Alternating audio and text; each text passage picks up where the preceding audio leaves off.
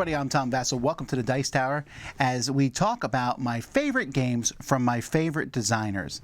And today we're taking a look at Antoine Bauza. Now, Antoine has done some fantastic games over the years, although some of the games that I have on the lower end of my list you may not have heard of, although the ones on the top end of the list you definitely have heard of. But I'll tell you what, whenever I see his name on a project, I'm definitely very interested. He has some good things with theme, but his mechanisms are fantastic in games. So here we go, number 10. An old Days of Wonder game that nobody talks about these days, Mystery Express. Mystery Express is a memory game. What? Most of you are like, we're out now. But really that's what it is you're going through a deck of cards. You're trying to solve a mystery on a train. You know, like Mystery on the Orient Express, that sort of thing. And this here, you are going through and looking at cards, and there's a little bit of memorization at certain points, especially with some clocks, but it's not as difficult as it seems, and I thought it was a pretty neat game. It got mostly panned, and it's not nearly it's one of the least popular Days of Wonder games, but certainly worth checking out. Mystery Express. Let's stay with Express for number 9, the Pony Express. Pony Express is a silly game. So it had the misfortune of coming out very close to other games where you're rolling dice at the same time. And in this one, that's part of the game. You are flicking things, you're rolling dice, you're landing on each other, sending people to prison. But the concept is so silly and funny. You have to kind of get in the mood to play Pony Express. But I really enjoy it, so that's my number 9. Number 8, Victorian Masterminds. So this one here with a lot of plastic in the game, but as you are just an evil guy trying to take over different spots in the world, the theme of evil overlord is one that a lot of people try to put into a board game, and I think oftentimes they fail because the games become too silly. This is not this game has a silly theme, but it's not a particularly silly game. It's kind of more straightforward, trying to control different spots. I like it a lot. Number 7, Attack on Titan: The Last Stand.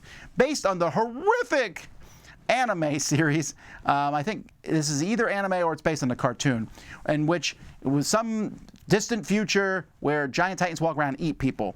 Except there's a bunch of heroes who fight them, and that's what this game is. One person controls the giant titan, other people control the heroes who are moving around, jumping up on the titan, fighting the titan back and forth. Very thematic game.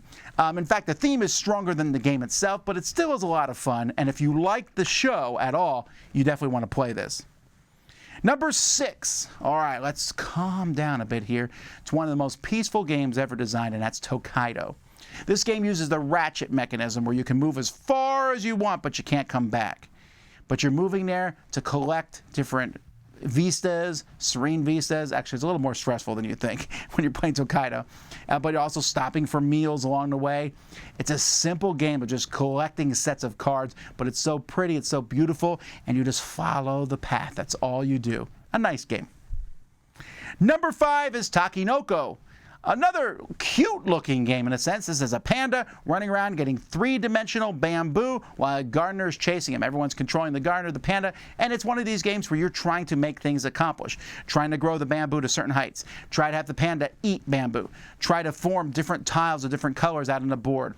Simple, easy. It's a great welcoming game to get people who don't play a lot of games into the hobby. It's fun. Takinoko. Number 4 is Draftosaurus. That's right, a game in which you have a bunch of dinosaurs that you're pulling from a bag, and you're going to pick one of those dinosaurs, keep it, and pass around. And when you put these dinosaurs, you're putting them in different areas based on a roll of a die, although one person can ignore that roll each turn. And then you score points. Really simple game, and yet it plays so well. It's definitely worth checking out. Just drafting, placing, moving around. Simple game, but sometimes simple games are amazing.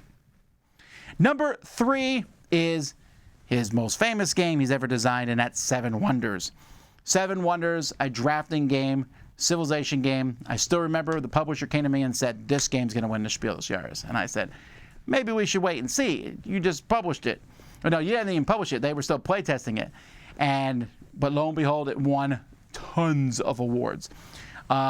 It's so simple. You can play up to 7 people. You're really only directly affecting the people to both sides of you. And then you're trying to draft different cards, and they all score in different ways. A lot of games have kind of followed this motif. This game did not invent drafting, but it definitely put it on the map. Number 2, Seven Wonders Duel. I definitely split these up because they're very different games. You know, Seven Wonders Duel was like, hey, it's 7 Wonders, but for 2 people. How can that be? Drafting for 2 people? Well, you know what? You can. And there are similarities between the 2 games, but they're very different. Seven Wonders Duel has a nice tug-of-war feel, as there's multiple ways to win in this game. The drafting of the cards being on top of each other, you have to see the game to see what I'm talking about, just works so well. I highly recommend this game for 2 players, one of the best ever designed. And my number 1 favorite game from Antoine Bauza is Ghost Stories. Yes, I know this was just recently re-released with a fantasy theme, but I like the original horror theme.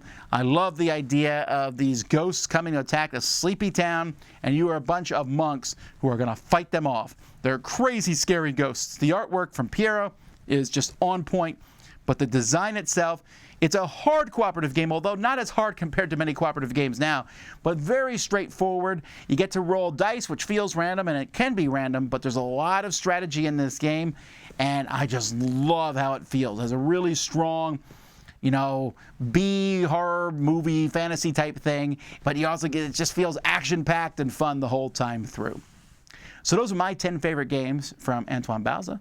What are yours? Let me know in the comments. Tell me your favorite game. But until next time, I'm Tom Vasel, and these have been my favorite games from my favorite designers.